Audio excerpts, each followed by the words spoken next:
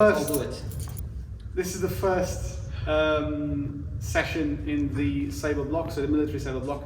We're going to be talking about Roth, so the art of defense on foot, circa 1904. So it ranges all the way from the beginning of the Napoleonic period up until the end of the Napoleonic period, having had a reissue in 1824 in the United States. Done as well.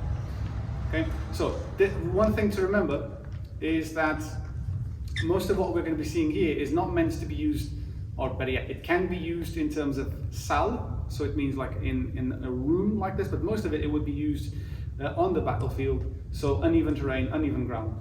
Okay, so we're going to start off by our posture, how we're going to stand in guard. Some of you already know this because you've already had these blocks before, others it might be entirely new to you. So how are we going to do this? We're going to put our feet in an L with our left heel against the right foot, and from here we're going to walk with our right foot about a foot or a foot and a half, so make it reasonable, make it comfortable. We don't want to have a super wide stance as if you were doing rapier, so no need for this super wide stance like we do in Capo Ferro. Nope, just more upright. Remember, uneven terrain, we don't know what's out, I don't know what's behind me, maybe there's a rock or whatever. No, I want to be firm-footed, firm-planted, and facing my opponent. In terms of weight, I would usually say weight on the back leg, but then you have to shift it every time you move. So my personal preference is that we remain with our weight right around in the middle, a little bit back. Okay, so just not all the way back, not all the way forward, middle. So if I'm, again, using this as a pendulum, so right around the middle, not fully back, not fully forward. Okay, so right around in the middle. This is a usual and a nice posture to be in. Okay, so make it comfortable, whatever you guys do. From here, what do we do with the left hand? We have two options. I'm going to leave the right hand for last. Two options for the left hand. Personally, I like to have the hand on the hip. You can put it whatever you want, so right all the way back, on the hip. Whatever you do, don't put it up here in the front. Otherwise, chop chop goes the hand. Okay, so all the way back here, that's fine. If you guys prefer, if you are more familiar with small sword, you can leave the hand all the way up here. Don't do it, around here, like in between. So I'm not quite all the way up here, not quite all the way up here, just no. Leave it on the back or up here, it's your choice. So for me, I leave it back here. Right arm, we're gonna extend the right arm. We're gonna go into medium guard, so arm fully extended and the blade facing our opponent. This is not a guard because it doesn't cover anything. So we're going to push our arm back a little bit, rotate the edge outward, and we are going to be on an outside guard. Okay? If I'm facing you, I want my blade to be on my outside. So my hand mustn't be in the center, a little bit towards the outside so it can cover my entire outside area.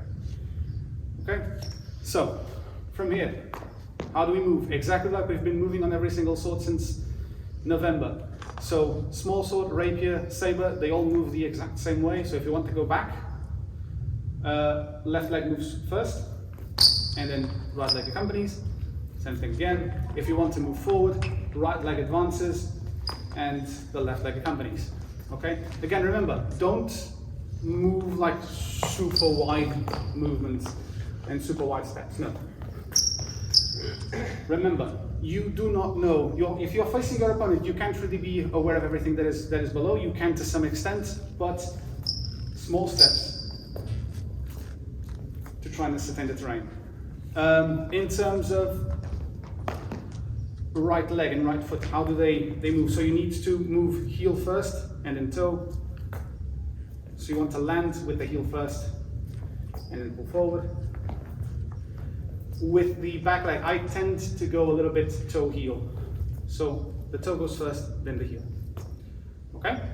Make sense? So we're going to be doing some exercises now to move forwards and backwards, and then we're going to go over with the rest. All right? Sounds good? Lovely. Everyone on the other side. By the way, questions? Nothing? No? All good? Nice. So a few things, like I was saying, a few corrections for you guys. So remember, don't make your advance too wide and your retreat too wide.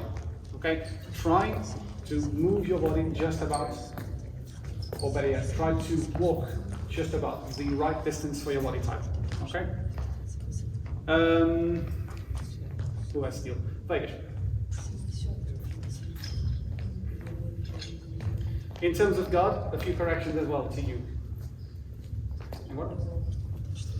Okay, so usually, depending on the sources, some sources will say to have your point a lot higher than my head, for example.